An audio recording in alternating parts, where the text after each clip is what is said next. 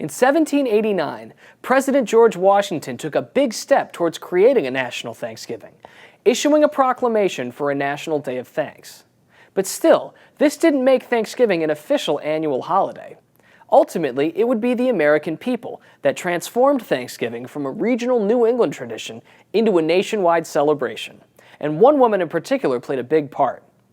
Her name was Sarah Josepha Hale, and we're going to go to Washington, D.C. to tell her part of the Thanksgiving story.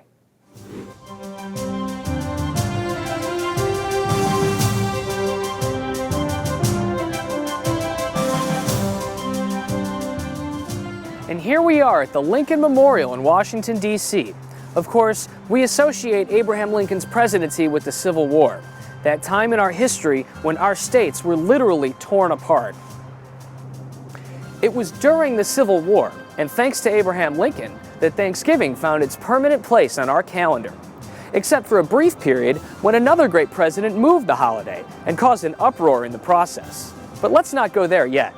First, we gotta show some love to Sarah Josepha Hale, a writer and editor who worked to make Thanksgiving a national celebration.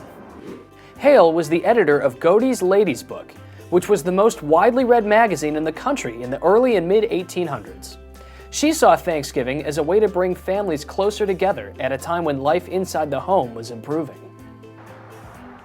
Thanks to the Industrial Revolution, people could now buy things like matching dinnerware sets, and Thanksgiving gave families a great opportunity to show them off, and ultimately to feel great about being together. This would be more important than ever at a time when we were bitterly divided. So she took it upon herself to write letters to 5 consecutive presidents: Zachary Taylor, Millard Fillmore, Franklin Pierce, James Buchanan, and finally Abraham Lincoln, asking them to make Thanksgiving a federal holiday.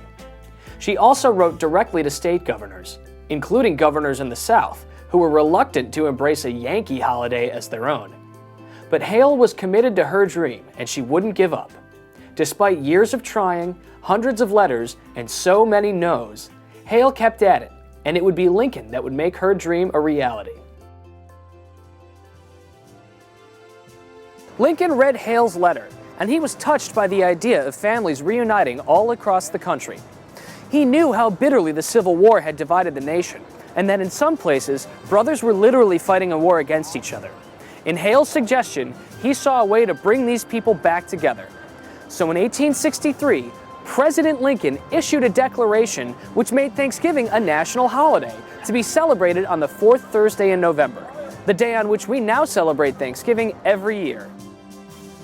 Lincoln chose this time to make a connection with the Pilgrims' first Thanksgiving in November of 1621.